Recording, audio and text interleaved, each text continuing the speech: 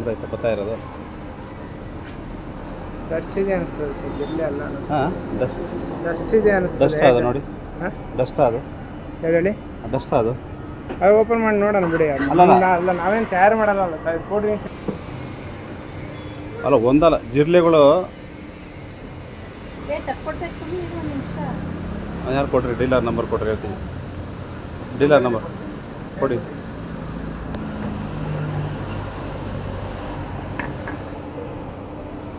ನೋಡಿ ಜಿರ್ಲೆ.